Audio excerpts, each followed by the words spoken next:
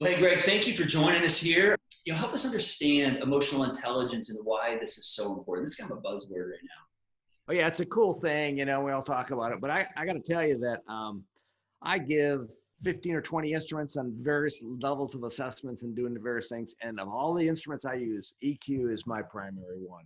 And the reason is because I have seen EQ impact more in a person's life and leadership than any of the other instruments. It's because the way you perceive your own emotions and those of others, and the way you articulate yours and the emotions of others, I think is one of the most critical parts. In fact, I can show you bunches of research, but it's probably one of the most critical parts as far as all aspects of your life. So to me, EQ is so critical. And I think the reason it's more important today than it even was 20 years ago is because the families we're growing up in right now are not emotionally healthy. And many of us grew up in homes that were not emotionally healthy homes. And so we never developed EQ as a natural part of growing up. As a result of never developing our own EQ growing up, we're having to develop that now as adults, whereas maybe 50 years ago, people naturally developed it more in the home. This weekend, we're asking the question, how do people that don't look like me experience me? And we're really talking about race, people who have different skin tone than me. And I know you talk a lot about this is one of the primary factors in us being able to empathize and understand people who come from other races, ethnicities.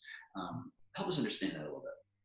Yeah, well, the interesting thing for me is, and let me just first define EQ, and then I'll show how it translates that. But EQ is really your ability to understand your own emotions and the emotions of others without judgment, and allow them to articulate and position your heart in a way that you can articulate your emotions and allow them to articulate their emotions or their differences without judgment. That's EQ. Well, it makes so obvious sense that that's the same skill set for what we call cultural intelligence. Cultural intelligence is the ability to articulate, or maybe first to understand your own cultural distinctives and the cultural distinctives of others without judgment, and be able to articulate those differences and position your heart to do so without judgment.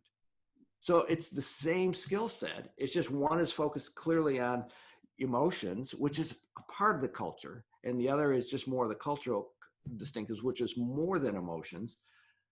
But for me, my observation is 30 years I've been assessing people. People who have high EQ naturally have high CQ. They're much more culturally sensitive. They're much more culturally in tuned and in sync with others. And those who have poor EQ it's funny, Kurt. It's almost like people have radar and it's like beep, beep. And you can tell when you're with someone who has no clue. They don't understand you. They have no clue what you're going through. And it's like that with people of different cultures, different ethnicities, is that these people have no clue. Even though they're not even saying anything, you can just tell they don't have any clue what my uniqueness is and where I'm coming from. So. Awesome. Hey, Greg, thank you. I love you, appreciate you. You've had so much impact on my life. And so we look forward to seeing you here soon.